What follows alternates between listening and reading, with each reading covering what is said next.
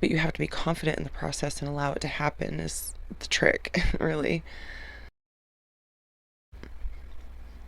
Why would you bother wanting to turn your butter into ghee? Why not just eat butter, right? Well, when you see what's left over after the process is done, woo, boy howdy, you'll know exactly why you'll want to do this. So there's stages to it, and you'll want to do a whole pound at least at a time. You'll throw all of your butter in the pan and put your fire up to about 45%, just under medium, and just let it go.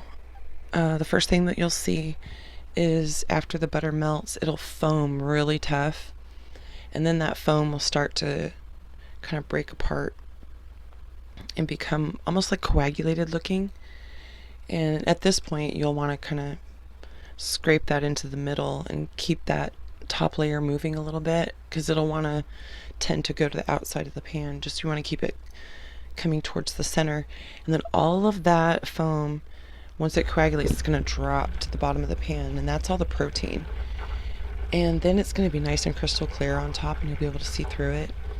And then it's going to start really popping and bubbling, and you're going to be like, oh my god, it's going to burn or boil over, but it's not. Just let it go. This is, if you've ever deep fried anything, this is the sounds that you're going to hear, those deep fryer type sounds. And that's legitimately what's happening. The oil is deep frying the proteins, and it's going to turn them into, it's going to toast them and turn them brown. And at what level you want to stop this is really kind of up to you, but you want to make sure that they're at least golden brown. And the darker you go, the more richer the flavor you're going to get.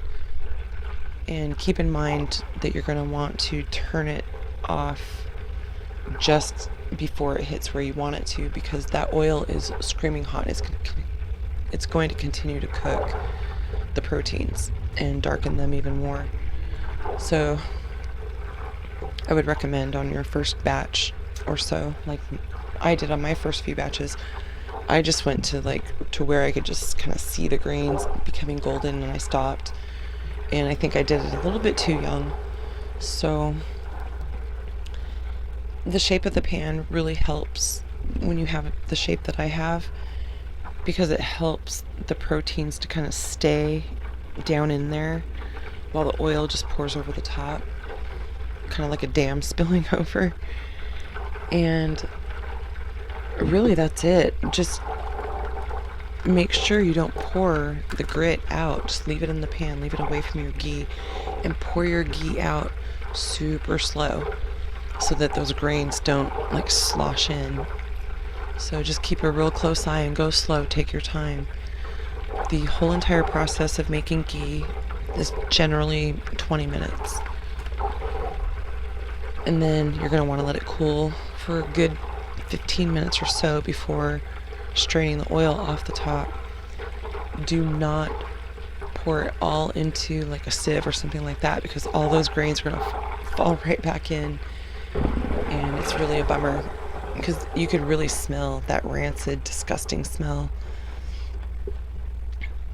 within the ghee if it's in there. So you want to be careful to keep it just oil, none of those brown grains. Don't let those pass by, even if that means that you're gonna have some oil left in that pan. It's fine, so be it. Let that tablespoon or so go to waste, because those grains are just nasty. And when you smell it, and if you've worked in a kitchen, you know what that is. You know exactly what that is. That's the deep fryer smell. That's the dirt. That's what Ayurvedics call dirt. You want to get the dirt out of your butter. And so that's what we just did. And I do have to mention, do not use this to cook meat. Don't be tempted to do it. I did it and I was like, oh my god, what in the hell? Because it did exactly to the meat what it did to the bottom of that pan. It pulled the proteins out of that meat and turned it into this granular, crunchy, horrible. I couldn't even eat the meat that I cooked in it. I was like, oh my god, what have I done? So just throwing that out there. And there's other things too that are not meant to be mixed with ghee, but I'm not going to go into all of it because I don't know it all off the top of my head, and I'm not here to teach you all that. That's up for you. That's up to you to explore, you know? I'm not here to be your teacher. I'm here to just show you what I'm doing and show my experience and give to you the best advice I can give you based on my own experience. Not that I'm expecting to teach you anything, if you get what if you pick up what I'm throwing down. So, what the hell? Anyway, peace, love, happiness, joy, and all good things. May blessings be upon you all, and I really appreciate you being here.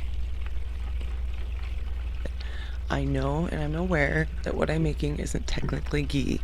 I understand that it's a process that's done in India, made with yogurt and cream, and it's cultured and the whole shebang. I get it. I totally get it.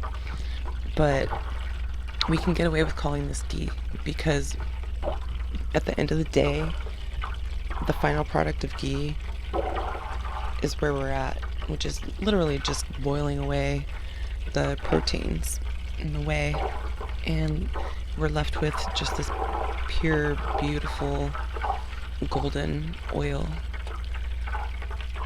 And this differs from clarified butter because clarified butter is a labor-intensive process that involves all the skimming the foam from the top during the melting process. But ghee is a really hands-off process. You just throw the butter in the pan and let the magic happen.